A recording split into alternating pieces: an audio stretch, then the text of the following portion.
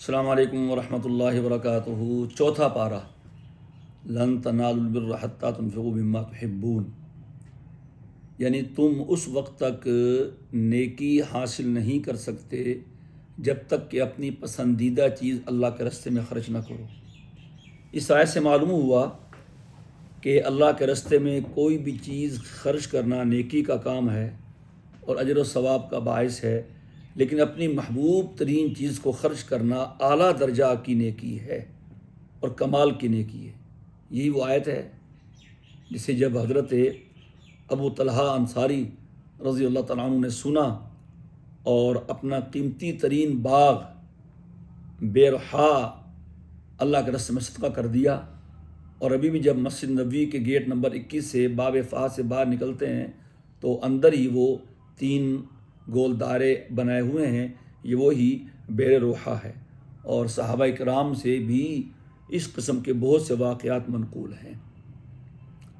آگے کل الطعام کان حلا لبنی اسرائیل میں یہ یہود کے ایک اعتراض کا جواب ہے۔ وہ کہتے تھے کہ جب آپ ملت ابراہیمی میں سے ہیں تو پھر آپ اونٹ کا گوشت کیوں کھاتے ہیں، حالانکہ حضرت ابراہیم کی ملت میں تو اونٹ کا گوشت حرام تھا۔ اس کا جواب دیا ہے کہ کل الطعام کان حلا لبنی اسرائیل الا ما حرم اسرائیل، کہ بنی اسرائیل کے لیے ہر قسم کے کھانے اور گوشت حلال تھے، بنو اسرائیل نے خود اپنے پر حرام قرار دیا تھا۔ اس کی وجوہات یہ لکھی ہیں۔ حضرت یعقوب علیہ السلام ایک مرتبہ بیمار ہوئے اور اپنی بیماری عرق النساء میں انہوں نے یہ منت مان لی، اگر مجھے صحت ہو گئی تو میں اونٹ کا گوشت نہیں کھاؤں گا۔ وہ انہیں بہت مرغوب تھا، تو چنانچہ جب انہیں صحت ہوئی تو انہوں نے اونٹ کا گوشت کھانا چھوڑ دیا۔ بعد میں بنی اسرائیل پر حضرت یعقوب علیہ السلام کی منت کی وجہ سے یا بنی اسرائیل کی اپنی بعض نافرمانیوں اور ہٹ دھرمیوں کی وجہ سے وہ اونٹ کا گوشت حرام قرار دیا گیا، تو یہ ان کی اپنی وجہ سے تھا، اور حضرت ابراہیم علیہ السلام کی ملت میں یہ حرام رہی تھا۔ رہی یہ بات کہ کوئی آدمی خود سے منت مان کے اپنے اوپر کسی حلال چیز کو حرام کر سکتا ہے، اس کا جواب یہ ہے کہ پچھلی شریعتوں میں تو ایسا ہو سکتا تھا، لیکن نبی کریم علیہ الصلاۃ والسلام کی شریعت میں اور ہماری شریعت میں ایسا نہیں ہے۔ آگے انا اول بیت وضع للناس الذی ببکہ، اس میں بیت اللہ شریف کے بارے میں بتایا جا رہا ہے کہ یہ سب سے پہلا گھر دنیا کے بت کدوں میں، پہلا وہ گھر خدا کا، ہم جس کے پاس باں ہیں، جو پاس باں ہمارا۔ یہ بیت اللہ شریف جو ہے یہ سب سے پہلا گھر ہے، بلکہ وہ نقطۂ آغاز ہے جہاں سے زمین بننا شروع ہوئی تھی۔ پہلے سب پانی تھا، خشکی نہیں تھی، پھر اللہ نے اسی پانی پر 1/4 1/4 حصہ زمین بنا دی، اور 3 حصے ابھی بھی پانی ہیں۔ اللہ کی شان دیکھیے، لیکن پھر بھی زمین ٹھہری ہوئی ہے اس کی قدرت سے، اور پہاڑوں کو گاڑ کے اللہ پاک نے اس کے ٹھہراؤ کو قرار میں بدل دیا۔ یہودی کہتے تھے کہ ابراہیم علیہ السلام نے ہجرت کر لی تھی عراق اور شام کی طرف، اور وہیں قیام فرمایا، اور شام میں ان کی وفات ہوئی، ان کا قیام وہیں رہا، تو لہٰذا سب کا قبلہ بیت المقدس تھا، تو آپ کے بھی بیت المقدس ہونا چاہیے۔ اس کا جواب دیا ہے کہ جو پہلا گھر ہے اللہ تعالیٰ کا وہ بیت اللہ ہے، سب سے پہلا گھر یہی ہے۔ باقی جو مقامات مقدسہ ہے، بیت المقدس ہو یا بیت الحم ہو، دوسرے بھی ہوں، وہ سارے کے سارے بعد میں پیدا ہوئے، لہٰذا اس کا حق زیادہ ہے۔ اور فیہ آیات بینات مقام ابراہیم، اس میں آیات ہیں، صفا مروہ ہے، جی مقام ابراہیم ہے، زمزم کا کنواں ہے، من دخلہ کان آمنہ، یہ امن کا گہوارہ ہے، امن کا شہر ہے، امن کا مقام ہے، اللہ کا حرم ہے، اور اسی کی طرف آ کے حج ادا ہوتا ہے۔ اس کے بعد اللہ تعالیٰ نے آیت نمبر 102 میں یہ حکم دیا، یا ایھا الذین آمنوا اتقوا اللہ حق تقاتہ، اے ایمان والو اللہ سے ایسے ڈرو جیسے کہ ڈرنے کا حق ہے، اور تم ہرگز نہ مرنا مگر اس حال میں کہ تم مسلم ہو، یعنی جب مرنا ہو تو مسلمان ہو کے مرنا، اب ظاہر بات ہے مرنا کسی کے بس میں ہے، ہمارے بس میں نہ جینا ہے نہ مرنا ہے، زندگی بھی اللہ کے قبضہ قدرت میں ہے اور موت بھی اللہ تعالیٰ کے اختیار میں ہے۔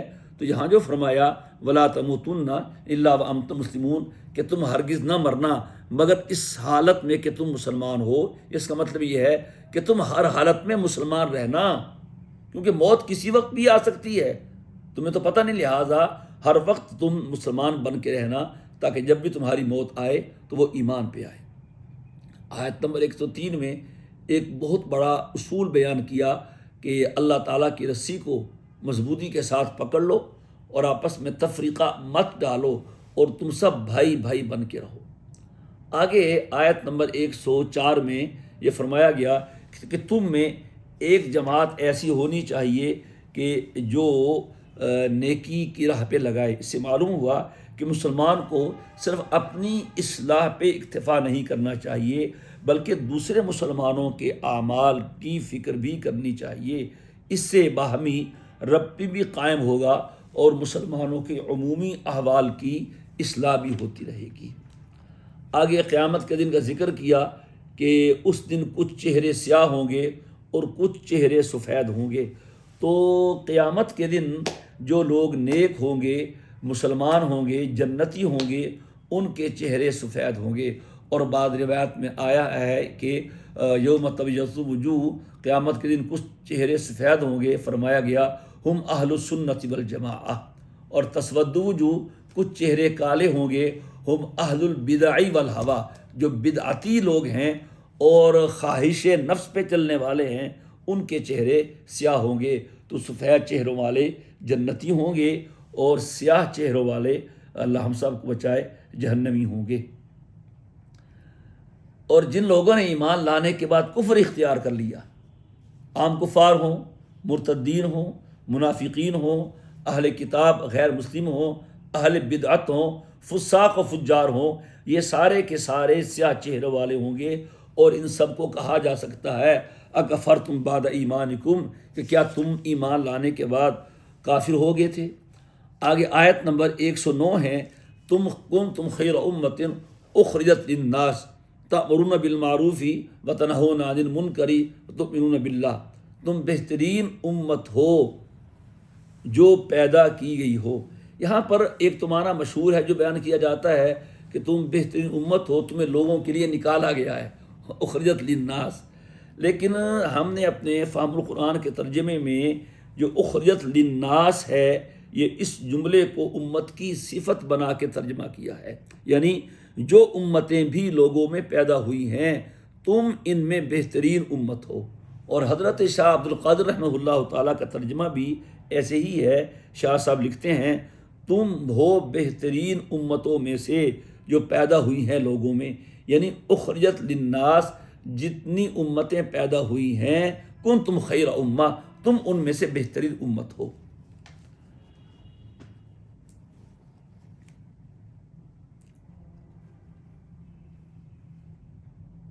اللہ تبارک و تعالیٰ آگے یہود کے بارے میں فرما رہے ہیں کہ ان پر ذلت اور مسکنت ڈال دی گئی ہے۔ آیت نمبر 112 میں یہ جہاں بھی جائیں گے یہ اللہ کے غضب کے ساتھ لوٹیں گے، اور ان لوگوں نے اللہ تعالیٰ کی آیات کا انکار کیا، انبیاء کو ناحق قتل کیا۔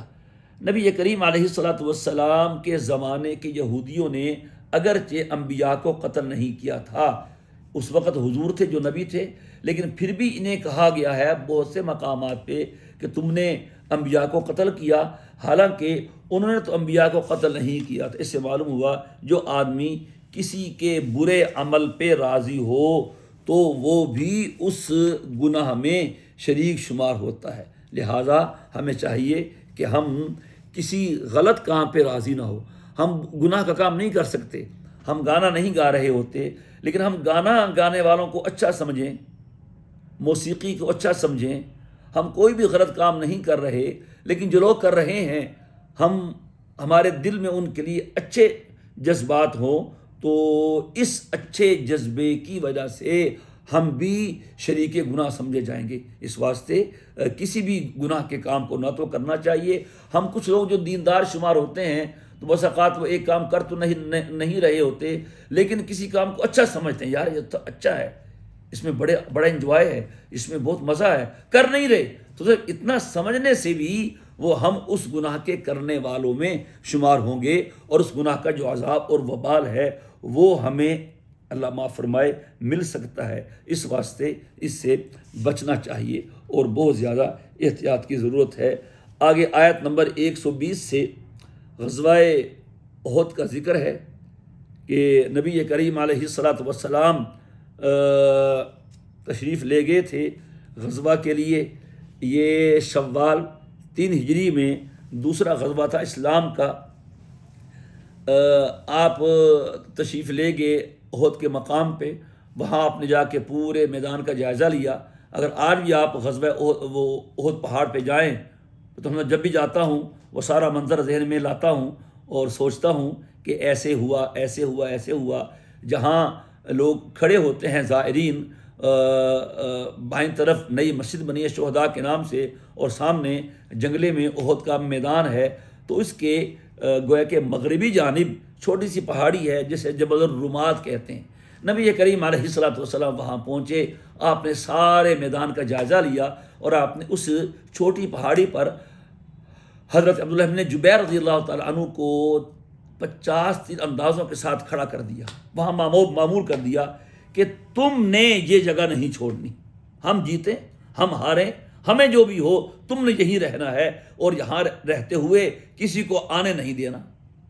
چنانچہ ایسا ہی ہوا، اور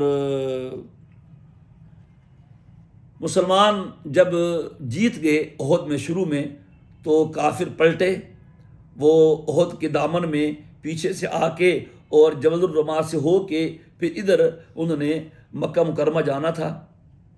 تو مسلمانوں میں نعرہ لگ گیا الغنیمہ الغنیمہ، کہ اب گویا کہ لڑائی کا وقت ختم ہو گیا ہے اور غنیمت سمیٹنے کا وقت آ گیا ہے۔ اور غنیمت اکٹھی کرنا بھی جہاد کا حصہ ہے، یہ بھی ایک جہاد کا عمل ہے، جس طرح لڑنا یہ جہاد کا عمل ہے، اس طرح مال غنیمت اکٹھا کرنا بھی اجتماعی عمل ہے، جہاد کے کاموں میں سے ایک کام ہے۔ تو اب مسلمان جو ہے وہ پیچھے پیچھے بھاگ رہے ہیں، اور کفار آگے سے، جہاں اس وقت جنگلے میں میدان ہے جہاں حضرت حمزہ اور دیگر شہدائے احد کی قبریں ہیں، وہاں سے آگے سے ہو کے واپس پلٹ کے جا رہے تھے جبل الرمات کے پیچھے سے مکہ، مسلمانوں کے آگے آگے تھے اور غنیمت سمیٹ رہے تھے۔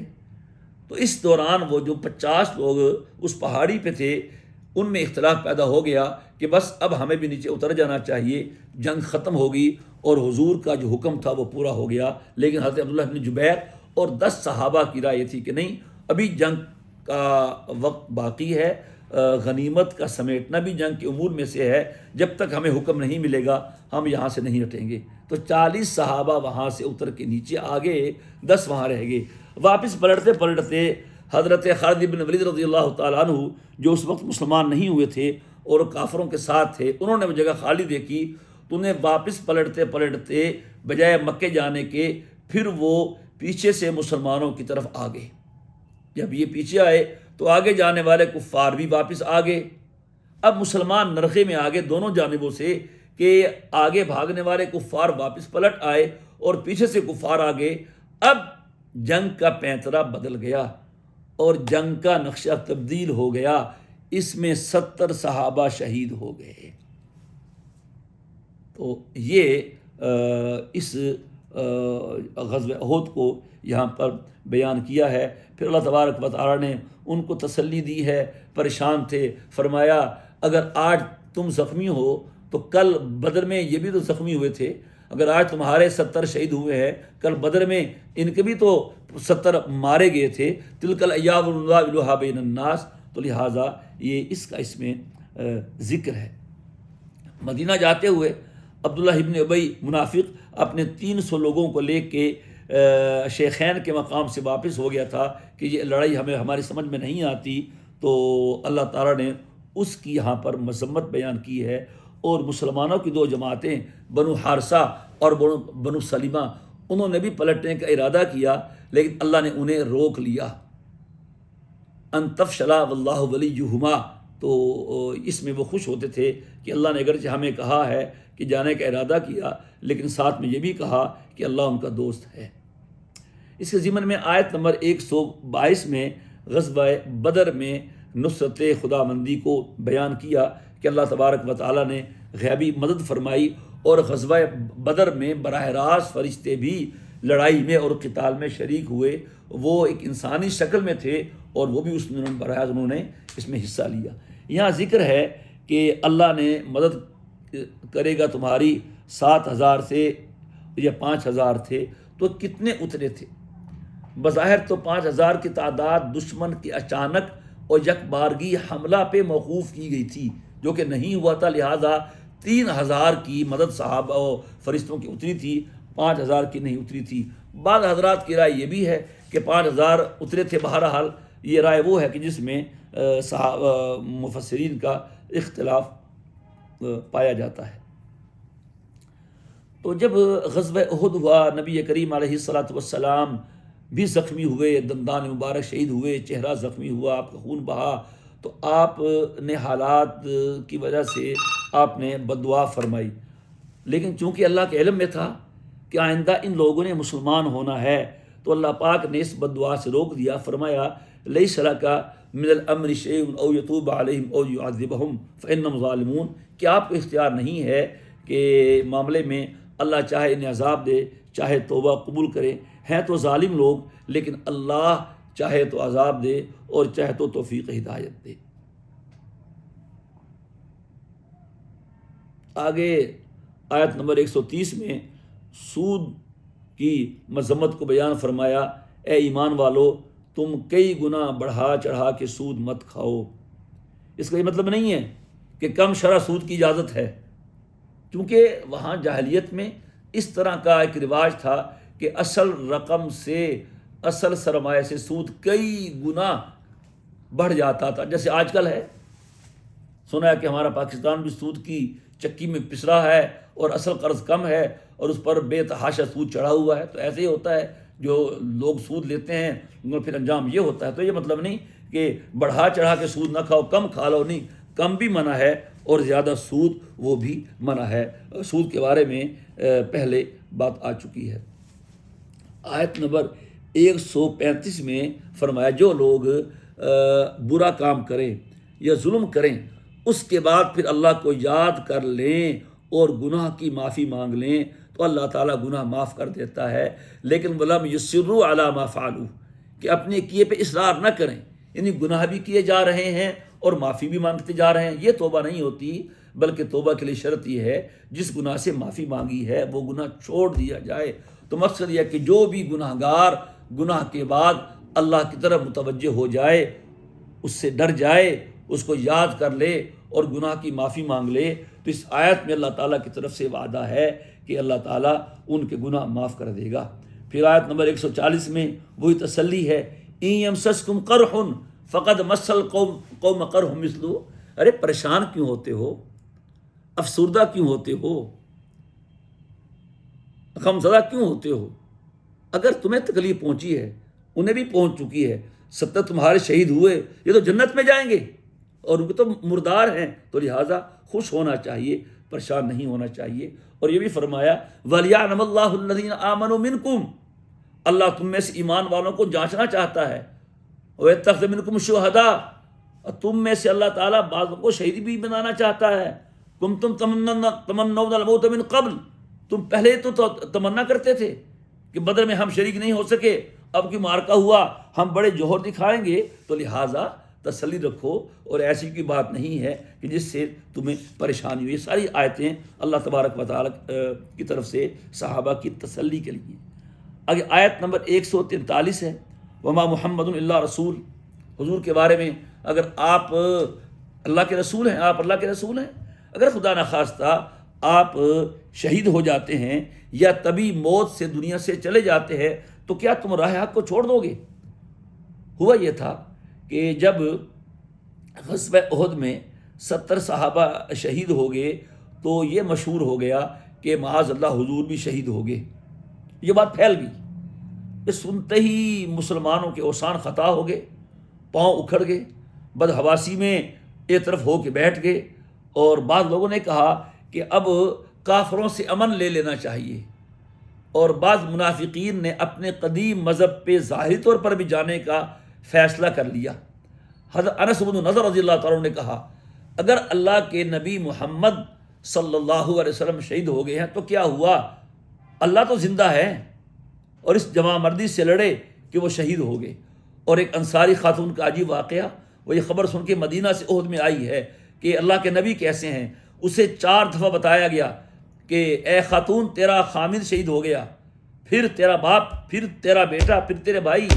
کہتی ہے کہ شوہر بھی، برادر بھی، بیٹا بھی فدا، اے شہیدی تیرے ہوتے ہوئے کیا چیز ہے غم، کہ اگر میرے نبی زندہ ہیں، میرا شوہر، میرا باپ، میری اولاد اور میرے بھائی دنیا سے چلے گئے تو مجھے کوئی غم نہیں۔ اللہ کے نبی کا زندہ ہونا یہ میرے لیے ایک بہت ہی گویا کہ اطمینان والی خبر ہے، سبحان اللہ۔ تو یہ جب یہ صورت ہوئی تو پھر اللہ نبی کریم علیہ الصلوۃ والسلام نے فرمایا الیہ عباد اللہ انا رسول اللہ، او بندو ادھر آؤ، میں اللہ کا رسول ہوں۔ چنانچہ آنن فانن صحابہ جمع ہو گئے، اور پھر جو کافر تھے وہ میدان چھوڑ کے بھاگے۔ اب یہ آیت نازل ہوئی ہے، وما محمد الا رسول، یہ جو جھوٹی خبر تم نے سنی تو سنو، محمد صلی اللہ علیہ وسلم اللہ کے رسول ہی ہیں، اگر شہید ہو جائیں یا فوت ہو جائیں تو کیا تم راہ سے بھٹک جاؤ گے؟ تو یہی آیت جناب صدیق اکبر رضی اللہ تعالیٰ عنہ نے حضور کی وفات کے وقت پڑھی، پھر ہر صحابی کی زبان پہ آئی۔ گویا یہ جو واقعہ حضور کی وفات کا ہونا تھا، اللہ نے پہلے صحابہ کو اس کا منظر دکھا کے ایک ریہرسل کروائی، مشق کروائی، جب اصل میں وفات ہوگی تو پھر یہی آیت تمہارے کام آئے گی، سبحان اللہ۔ اور صدیق اکبر رضی اللہ تعالیٰ عنہ کا یہ کمال ہے کہ انہوں نے اس موقع پہ آیت پڑھی، اور ان کی آیت پڑھنے سے صحابہ کو یقین ہوا کہ واقعی یہ اللہ کے نبی اللہ کو پیارے ہو گئے ہیں۔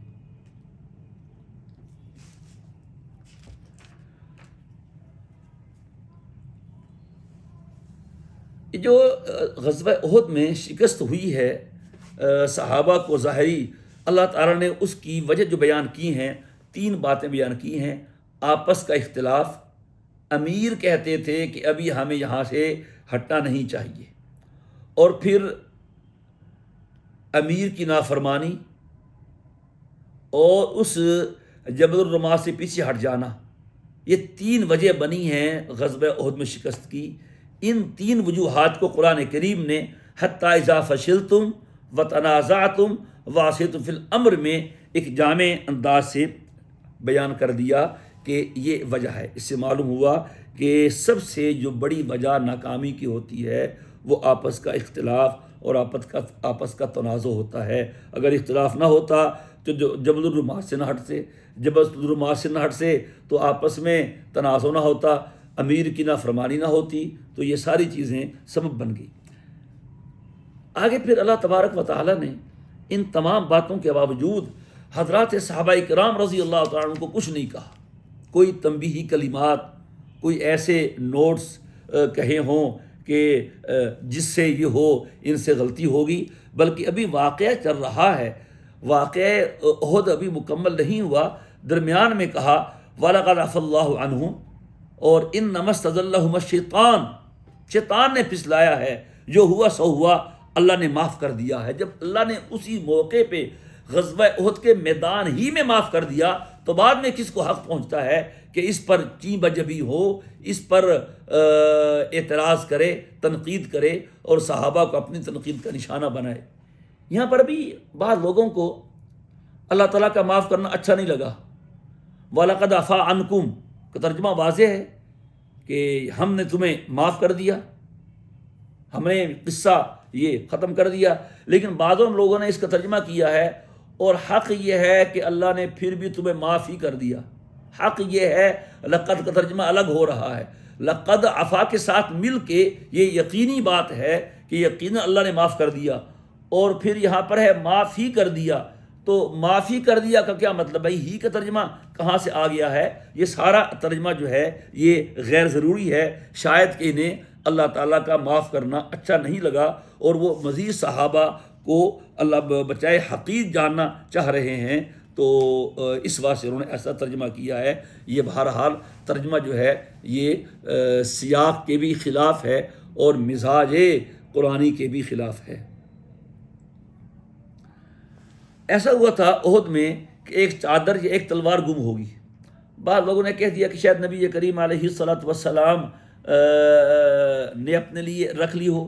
اس پر یہ آیت اتری کہ وما کان لنبی ان یغل، کہ نبی کے لیے یہ شایع نشان نہیں ہے کہ وہ کوئی غنیمت میں خیانت کرے. غلول غنیمت کے مال میں خیانت کو کہتے ہیں. ومن یغلل یأتی بما غل یوم القیامہ، جو خیانت کرے گا اپنی خیانت قیامت کا دن لے کے آئے گا. اور اس پر ایک واقعہ بھی آتا ہے کہ ایک صاحب تھے، انہوں نے شہید ہو گئے اور صحابہ نے ان کی شہادت کے نعرے لگائے، مبارک دی، ہنی اللہ الشہادہ، ہنی اللہ الشہادہ، مبارک مبارک شہادت مبارک جیسے کہتے ہیں. تو حضور نے روکا، سبحان اللہ کہا، کیا کہتے ہو؟ میں دیکھ رہا ہوں اس شخص نے جو چادر غنیمت کے مال سے اٹھائی تھی وہ آگ کی بن کے اسے لپٹی ہوئی ہے. اس سے معلوم ہوا کہ کتنا سخت گناہ ہے مال غنیمت میں خیانت کرنا. اور علماء نے فرمایا ہے کہ غنیمت کے مال میں ہر مجاہد کا حصہ ہوتا ہے. تو وہ جو وقف مال جو مدارس میں ہوتا ہے، تنظیموں کا دینی نام سے جمع کیا ہوتا ہے، اس میں تو کسی کا حق نہیں ہے.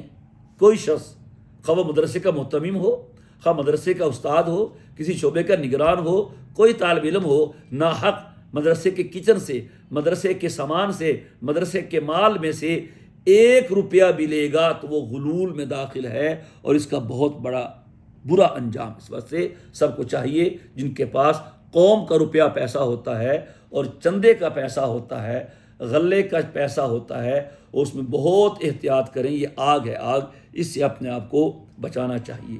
آگے اللہ تعالیٰ نے نبی کریم علیہ الصلوۃ والسلام کی بعثت کو اس انداز سے بیان کیا کہ ہم نے تم پہ احسان کیا ہے کہ تم ہی میں سے ایک رسول بھیجا ہے جو قرآن کریم کی آیتیں پڑھ کے سناتے ہیں اور تمہیں پاک و صاف کرتے ہیں، تمہیں قرآن کریم کی تعلیم دیتے ہیں، تمہیں حکمت کی تعلیم دیتے ہیں. 4 منصب حضور کے بیان فرمائے اور حضور کی بعثت کو احسان ذکر کیا. کتنی نعمتیں اللہ تعالیٰ کی، انہیں احسان کے ساتھ بیان نہیں کیا، لیکن نبی کریم علیہ الصلوۃ والسلام کی بعثت کو اللہ تعالیٰ نے اس احسان اور امتنان کے ساتھ بیان کیا. سبحان اللہ. اس معلوم ہوا کہ نبی کریم علیہ الصلوۃ والسلام کی بعثت اس امت پہ اللہ تعالیٰ کا نہ صرف احسان بلکہ احسان عظیم ہے. آگے آیت نمبر 168 میں ہے وَلَا تَحْسَبَنَّ الَّذِينَ قُتِلُوا فِي سَبِيلِ اللَّهِ أَمْوَاتًا.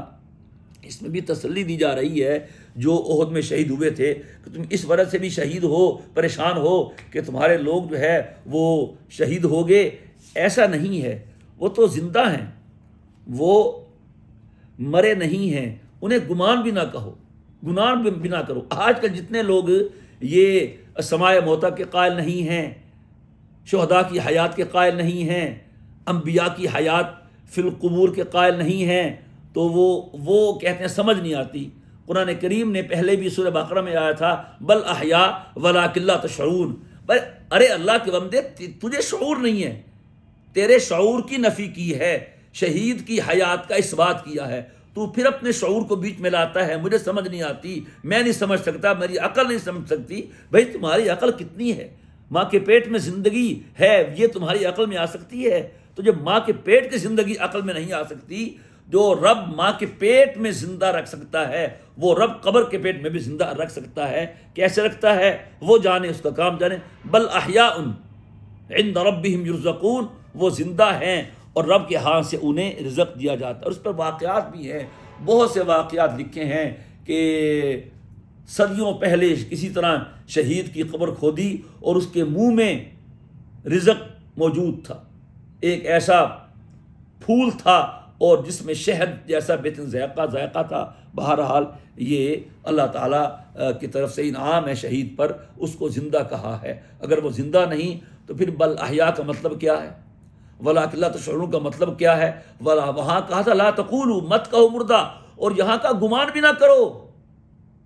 تو کوئی خاص زندگی تو ہے. اگر عامی زندگی ہے شہید کی، روح زندہ ہے، تو پھر تخصیص کا کیا فائدہ؟ وہ تو سب کی زندہ ہے، وہ تو کافر کی بھی زندہ ہے۔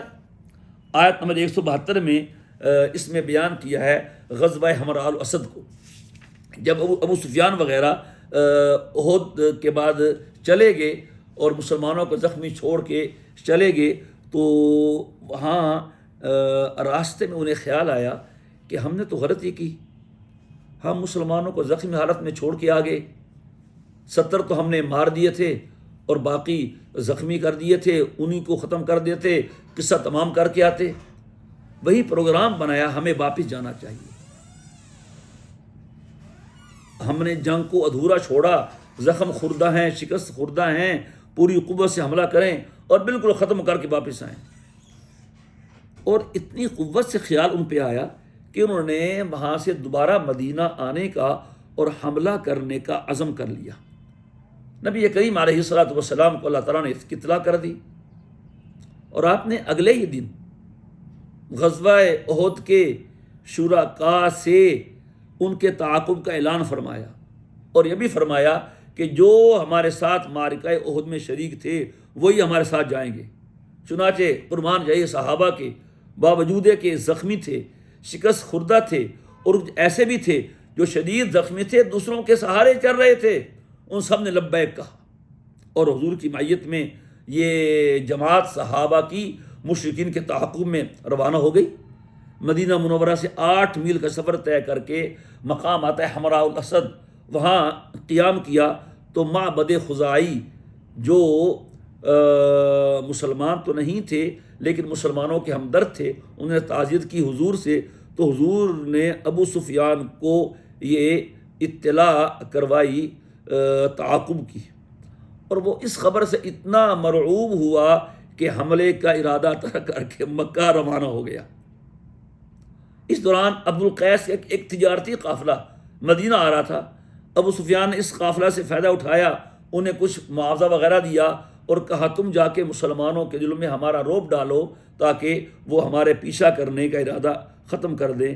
جب انہوں نے آ کے یہ خبر سنائی ان الناس قد جمعوا لکم فاخشوہم فزادہم ایمانا، تو مسلمان یہ سن کے بجائے ڈرنے کے خوش ہوئے اور کہا حسبنا اللہ ونعم الوکیل۔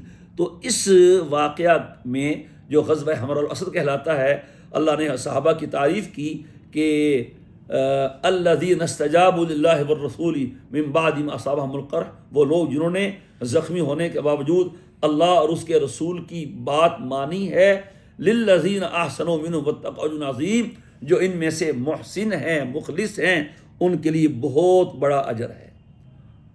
بعض حضرات نے اس آیت کا تعلق حمراء الاسد کی بجائے غزوہ بدر صغریٰ کی طرف کیا ہے، کہ غزوہ بدر صغریٰ کا واقعہ یہ ہے کہ احد کے بعد ابو سفیان نے کہا آئندہ سال پھر لڑیں گے۔ جب آئندہ سال آیا تو نبی کریم علیہ الصلوۃ والسلام نے بھی اس کا ارادہ فرمایا۔ ابو سفیان مکہ مکرمہ سے روانہ ہوا، لیکن اس پر ایسا رعب طاری ہوا کہ وہ قحط وغیرہ کا بہانہ کر کے واپس ہو گیا، اور مدینہ منورہ جانے والے ایک شخص کو کچھ معاوضہ دیا اور آمادہ کیا کہ مسلمانوں کو ایسی ایسی خبریں سنائیں جس سے مسلمان خوف زدہ ہو جائیں، لیکن وہی ہوا کہ مسلمانوں نے سن کے حسبنا اللہ ونعم الوکیل کہا، اور نبی کریم علیہ الصلوۃ والسلام اس غزوہ کے لیے بدر کے مقام پہ تشریف لائے۔ 3 راتیں آپ نے یہاں قیام فرمایا، اور پھر یہاں سے آپ واپس تشریف لے گئے۔ تو بعضوں نے اس کا مصداق غزوہ بدر صغریٰ قرار دیا ہے، جو سن 4 ہجری میں ہوا تھا۔ غزوہ بدر اصل سن 2 میں ہوا، لیکن زیادہ حضرات کا قول یہ ہے کہ یہ غزوہ حمراء الاسد کا واقعہ ہے۔ آگے آیت نمبر 181 میں ایک واقعہ پیش آیا، اور اس میں جناب صدیق اکبر رضی اللہ تعالی عنہ نے ایک یہودی کے تھپڑ رسید کیا۔ وہ ہوا یہ تھا کہ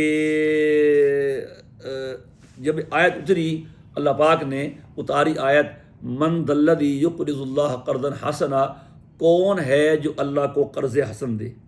اس پر ایک ظالم جاہل بدبخت یہودی نے کہا ان اللہ فقیر ونحن اغنیاء، اس کا مطلب یہ ہوا کہ اللہ فقیر ہے اور ہم مالدار ہیں، کیوں جو کس سے قرضہ مانگے تو مانگنے والا فقیر ہوتا ہے، اور جسے مانگا جاتا ہے وہ مالدار ہوتا ہے۔ تو صدیق اکبر نے سن کے تھپڑ رسید کیا یہودی کے، اور اس پر پھر یہ آیت نازل ہوئی۔ اللہ پاک نے فرمایا لقد سمع اللہ قول الذین قالوا، ہم نے اس گستاخ کی بات سن لی ہے جس نے کہا کہ اللہ فقیر ہم غنی ہے، سنکتب ما قالوا وقتلهم الانبیاء بغیر حق، ہم ان کا ہر کہا، ان کا ہر قول لکھ رہے ہیں، اور ان کا ناحق انبیاء کو قتل کرنا بھی لکھ رہے ہیں۔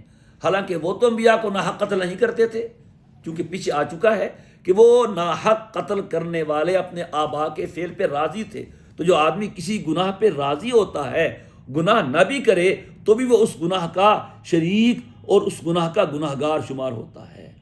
تو اللہ پاک نے اس پر کہا وَنَقُولُ ذُوقُوا عَذَابَ الْحَرِيقِ، کہ ہم انہیں کہیں گے قیامت کے دن کہ اب تم جہنم کا اور جلنے کا عذاب چکھو۔ آگے فرمایا گیا کل نفس ذائقۃ الموت، موت کا ذکر ہے کہ ہر ذی روح نے موت کا ذائقہ چکھنا ہے۔ اس سے معلوم ہے موت ایک چکھنے کی چیز ہے، اس کا ایک ٹیسٹ ہے۔ ایمان والے کے لیے اچھا ذائقہ ہے اور کافر کے لیے برا ذائقہ ہے۔ موت ایک عدمی چیز نہیں، ایک وجودی ہے۔ جیسے فرمایا الذی خلق الموت والحیات، اگر موت صرف فنا ہونے کا نام ہوتا، ہلاک ہونے کا نام ہوتا، مٹ جانے کا نام ہوتا، اس کا ذائقہ نہ ہوتا، اس کی تخلیق نہ ہوتی، تو موت ایک عمل ہے، موت ایک اللہ کی تخلیق ہے، اس کا ایک ذائقہ ہے، اور ہر زیرو نے اس کا ذائقہ سمجھنا ہے۔ اس کے بعد پھر کیا ہونا ہے؟ توفون اجورکم یوم القیامہ، موت کے بعد تم اللہ کے سامنے پیش ہوگے اور تمہارے ہر عمل کا بدلہ دیا جائے گا۔ اور اس کے بعد زحزح من زحزح عن النار وادخل الجنۃ فقد فاز، جو جہنم سے بچا دیا گیا اور جنت میں داخل کر دیا گیا وہ ہے کامیاب۔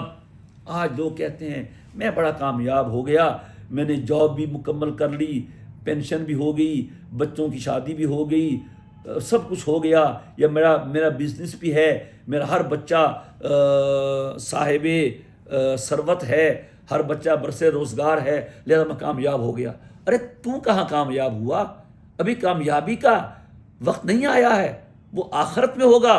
اللہ پاک کہہ رہے ہیں فمن زحزح عن النار وادخل الجنۃ فقد فاز، جو جہنم سے بچا دیا گیا اور جس کے حق میں جنت کا فیصلہ ہو گیا وہ ہے کامیاب۔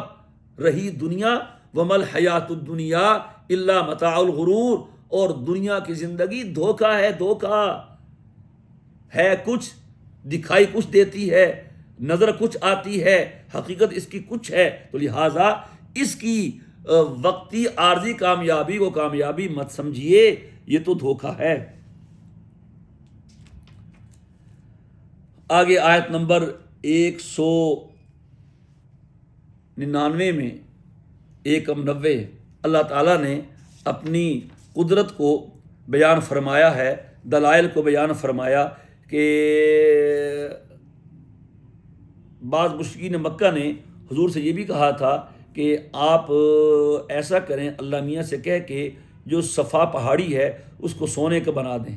تو اللہ پاک نے یہ آیت نازل کی کہ تمہیں دلیل چاہیے نا، تو یہ دلیل تھوڑی ہے، ان فی خلق السماوات والارض واختلاف اللیل والنہار، کہ آسمان نہیں بنا دیا، زمینیں ساتھ نہیں، آسمان نہیں بنا دیے، زمین نہیں بنا دی، رات دن روٹین کے مطابق آ جا رہے ہیں، یہ نشانیاں نہیں ہیں؟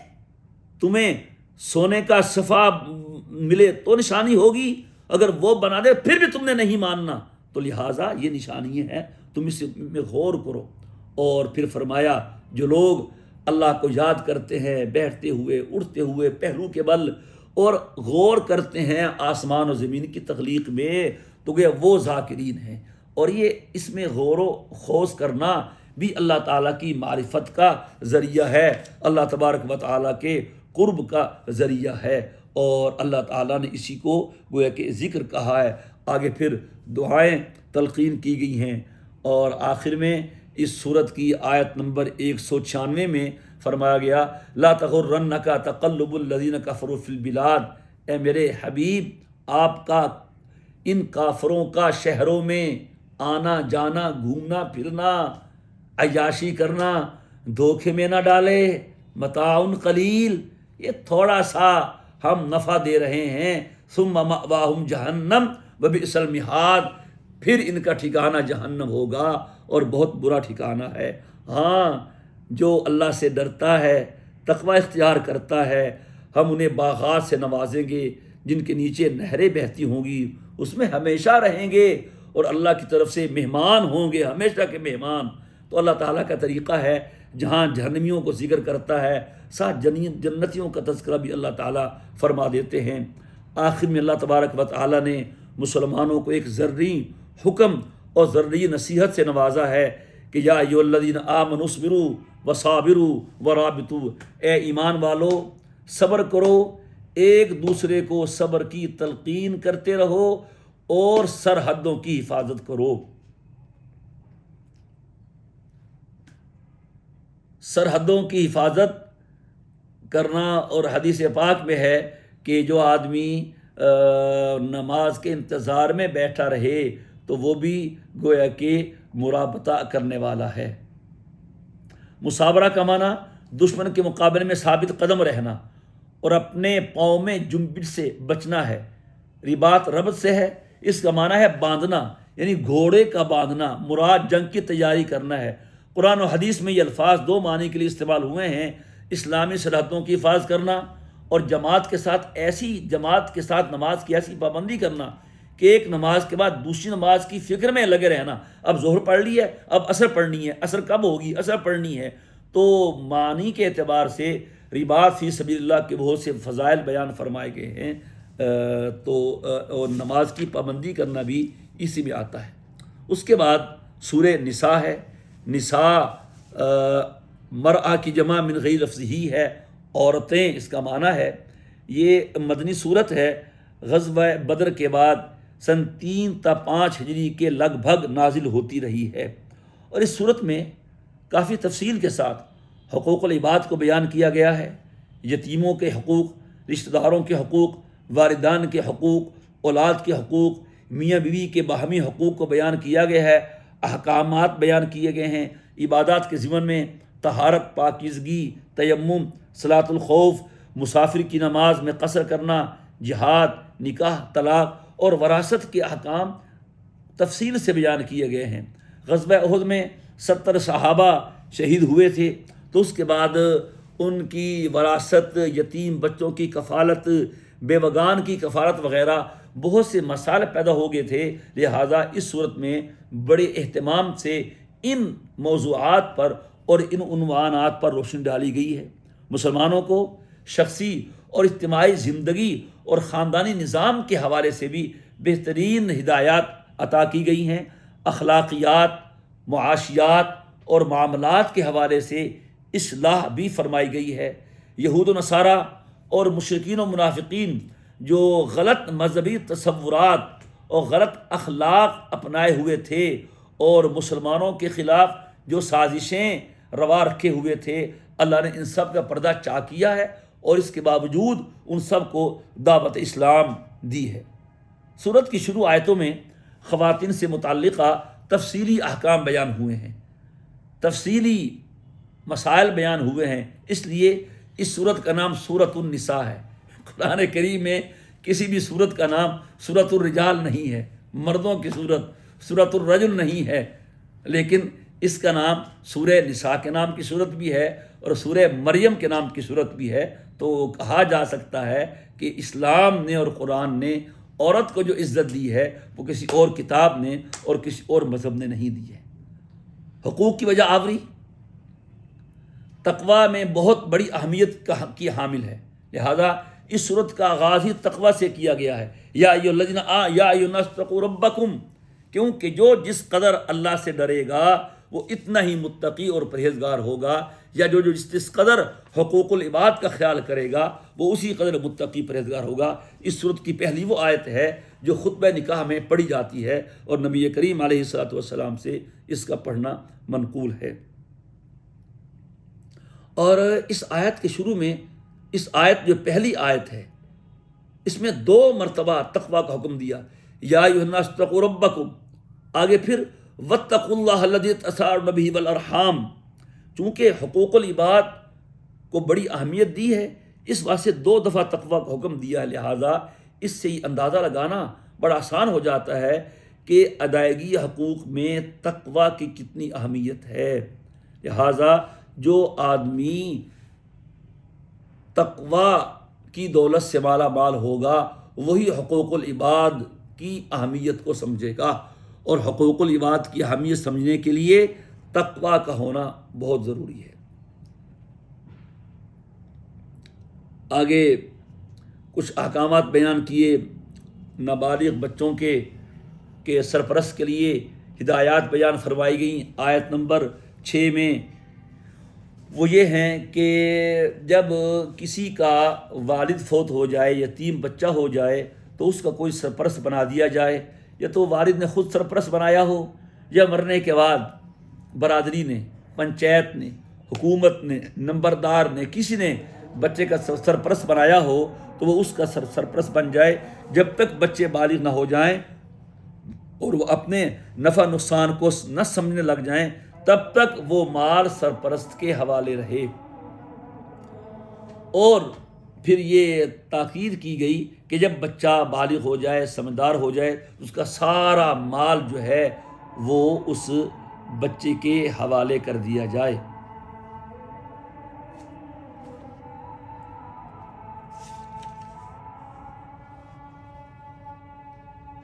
آگے جاہلیت میں ایک بہت بڑی زیادتی ہوتی تھی عورتوں کے ساتھ۔ کوئی بچی کسی کی سرپرستی میں ہوتی، بچی صاحب جمال بھی ہوتی، یعنی حسین ہوتی، خوبصورت ہوتی، اور اس کے پاس مال بھی ہوتا، تو وہ سرپرست یا تو خود سے شادی کر لیتا، عرب میں یہ کوئی عجیب بات نہیں تھی، یا اپنے کسی بچے کا نکاح اس سے کر دیتا، کیونکہ سرپرست بھی وہ خود ہی ہوتا تو وہ حق مہر کم سے کم رکھتا۔ ہمارے یہاں حق مہر کی کوئی حیثیت نہیں ہے، ابھی چاندی کی قیمت بڑھی ہے تو لوگ چیخ رہے ہیں، اوئے اتنا حق مہر 20,000 اتنا پڑے گا، 40,000، وہ تو 5,000 پہ اپنا وہ قائم تھے، اتنا حق مہر ہوتا ہے۔ وہاں آج بھی 40 تونے حق مہر ہے عرب کی عام برادریوں میں، عام قوموں میں۔ تو بہرحال تو پھر اور جو بچی خوبصورت نہ ہوتی، صاحب جمال نہ ہوتی، یا صاحب مال بھی نہ ہوتی، تو اس کا وہ کہیں نکاح کر دیتا۔ یہ بچی صاحب مال تو ہوتی، صاحب جمال نہ ہوتی، رغبت نہ ہوتی، تو اس کا نکاح نہ کرتا تاکہ اس کی وراثت ہمیں ملے۔ اس طرح کی رسمیں تھیں۔ اور پھر جاہلیت میں یہ بھی ایک طریقہ تھا، ایک نکاح کی کوئی حد نہیں تھی، ایک بندہ 20 شادیاں کر لیتا تھا، پھر ان پہ ظلم ستم کرتا، حقوق ادا نہ کرتا۔ تو قرآن کریم نے اس رسم بد کو بھی ختم کیا اور کہا ہاں انصاف کی اور عدل کی شرط کے ساتھ تم 4 تک شادیاں کر سکتے ہو۔ اگر انصاف نہیں کر سکتے تو صرف ایک شادی تمہارے لیے درست ہے، وگرنہ تم اگر دوسری کرو اور انصاف نہ کرو تو اس کی جو سزا ہے وہ تمہیں آخرت میں بھگتنی پڑے گی۔ اب جو یتیم کا سرپرست بنتا بس اوقات وہ اس کا مال کھا لیتا، تو اللہ پاک نے یتیم کا مال کھانے کو آگ کھانا قرار دیا آیت نمبر 10 میں، کہ جو لوگ یتیموں کا مال ظلماً کھاتے ہیں۔ ظلماً اس لیے کہا، اگر کوئی کسی کا سرپرست بنا دیا گیا ہے اور وہ اپنی محنت کرتا ہے، وقت دیتا ہے، تو اس کا جو معاوضہ ہے جو عدالت نے طے کیا وہ کھا سکتا ہے، وہ ظلماً نہیں ہے۔ تو جو ظلماً یتیم کا مال کھاتا ہے وہ مال نہیں کھاتا، وہ آگ کھاتا ہے، اور قیامت کے دن بھی اس کو آگ میں پھینک دیا جائے گا۔ اس کے بعد یہ بہت سے اللہ تعالیٰ نے اس میں احکامات بیان کیے ہیں یتیم کے بارے میں۔ اس کے مال کی فضول خرچی نہ کی جائے، اور جو صاحب استطاعت ہو خدمات کا معاوضہ نہ لے تو بہت اچھی بات ہے۔ جو محتاج ہو وہ اپنی خدمات کا معاوضہ لے سکتا ہے، اور یتیم کے مال کے 1 روپے کا حساب رکھا جائے، اور جب یتیم کا مال اس کے سپرد کرنے کا موقع آئے چند معتبر اور معزز لوگوں کی موجودگی میں اور گواہی میں اس کو مکمل بنایا جائے، تاکہ آئندہ کسی بھی قسم کی بدمزگی کا سامنا نہ کرنا پڑے۔ جب یتیم بالغ ہو جائے، سمجھدار ہو جائے، تو اس کا مال اس کے حوالے کرنے کی 2 شرطیں عائد کی گئی ہیں۔ پہلی تو یہ ہے کہ وہ نکاح کی عمر کو یعنی بلوغت کو پہنچ جائے۔ 15 سال تک بچہ بچی بالغ ہو جاتے ہیں، اور اگر آثار نہ ظاہر ہوں تو 15 سال تک بالغ قرار دیا جائے گا، اور دوسری شرط یہ ہے کہ وہ سن رشد کو پہنچ جائے۔ بعض بالغ ہو کر بھی بے وقوف ہی رہتے ہیں، سمجھدار نہیں ہوتے، تو سن رشد جو ہے امام ابو حنیفہ رحمہ اللہ تعالیٰ کے قول کے مطابق 25 سال تک سن رشد آ جاتا، جس نے جتنا عقل مند بننا ہو تو 25 سال تک بن جاتا ہے۔ 25 سال تک جو بے وقوف رہا ہے تو اس کے بعد بھی ایسا ہی رہے گا۔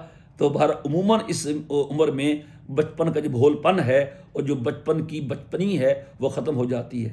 اور یہ بھی لکھا ہے، امام صاحب نے فرمایا کہ عام طور پہ 25 سال کی عمر میں اگر جلد شادی ہوتی رہے تو بندہ دادا بن سکتا ہے 25 سال میں۔ تو اب دادا بن سکتا ہے تو عقل مند نہیں ہوا، تو دادا کیسے بن گیا؟ تو معلوم ہوا 25 سال میں وہ عقل مند ہو سکتا ہے، تو اس وقت تک اس کو وہ دے دیا جائے۔ ہاں اگر خدا نخواستہ کوئی پاگل اور مجنون ہے تو وہ پھر ہمیشہ نابالغ ہی کے حکم میں رہے گا، اس کا مال اس کے حوالے تب تک نہیں کریں گے جب تک اس کا دماغ صحیح نہ ہو اور اس کا سرپرست ہی اس کے مال میں تصرف کرتا رہے گا۔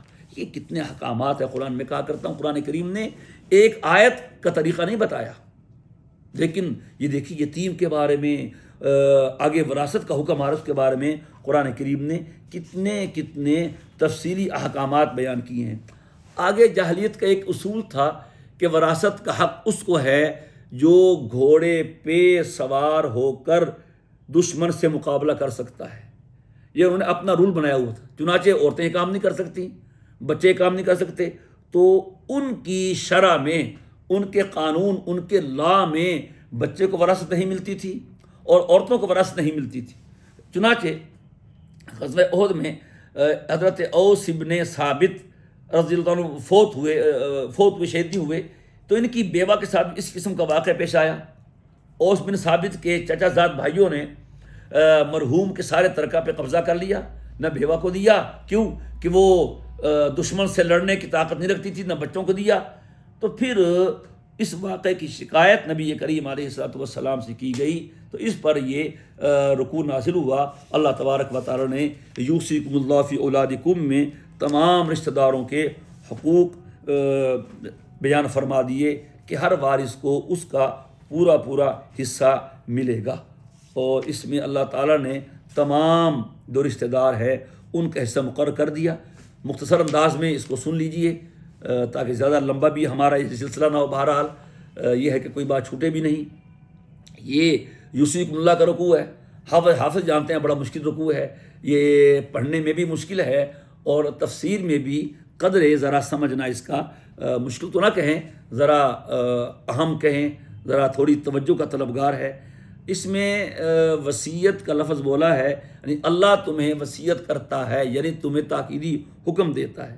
شریعت نے جن رشتہ داروں کا حصہ مقرر کر دیا ہے، پکا ٹھکا جو بھی صورت ہو، انہیں ذوی الفروض کہا جاتا ہے، اور جن کا حصہ مقرر نہیں ہے، ذوی الفروض کو دینے کے بعد بچا ہوا مال جنہیں دیا جاتا ہے انہیں اسبات کہا جاتا ہے۔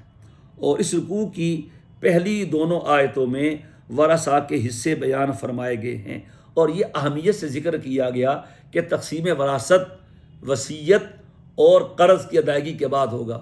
وصیت وارث کے لیے تو ہوتی نہیں ہے، غیر وارث کے لیے 1/3 تک وصیت ہوتی ہے، اس پہ عمل درآمد کیا جائے، اور قرض وہ ادا کرنا ضروری ہے۔ شریعت نے قرض کا کتنا اہتمام کیا کہ وارثوں کا حصہ بعد میں ہوگا، پہلے قرض اتارا جائے گا۔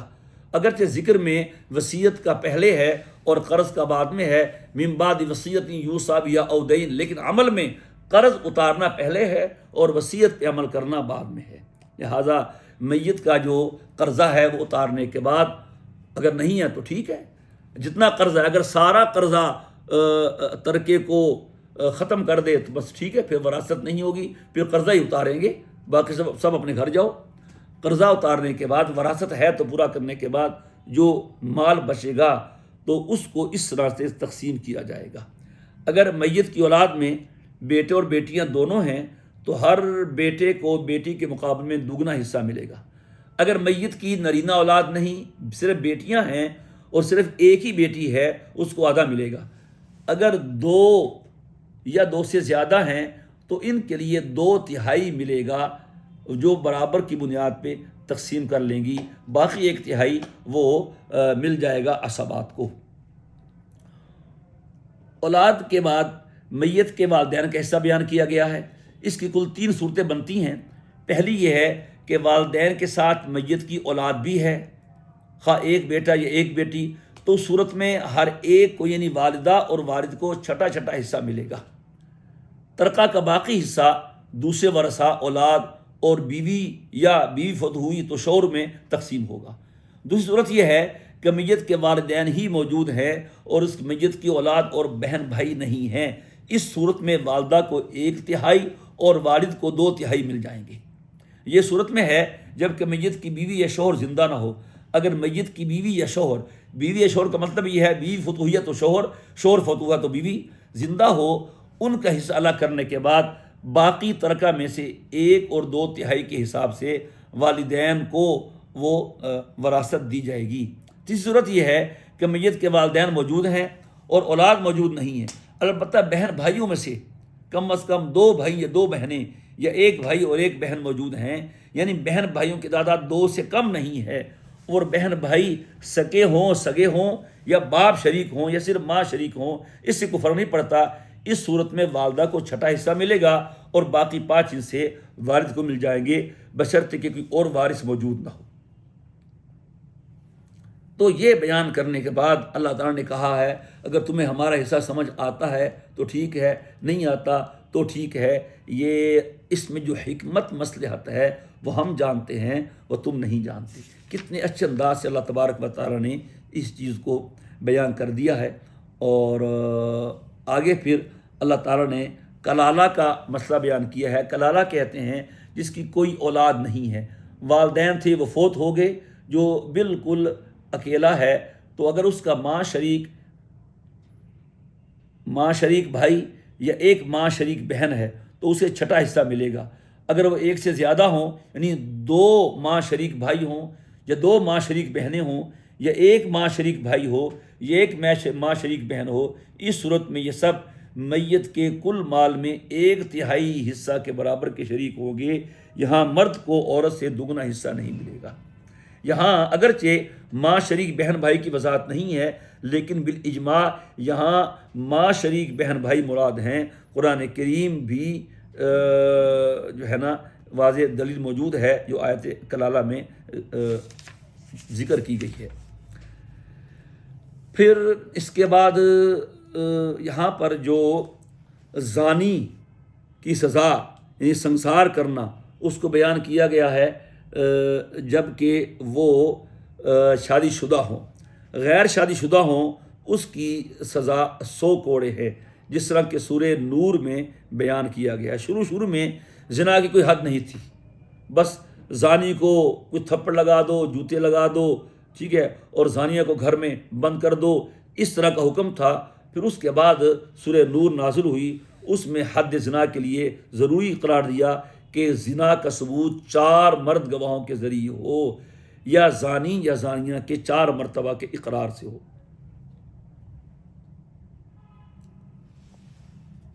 آگے آیت نمبر 18 میں یہ بتایا ہے کہ توبہ ان لوگوں کے لیے نہیں ہے جب موت سامنے دیکھ لے تو کہے تبت الآن، موت دیکھ کر توبہ کرنا یہ توبہ نہیں۔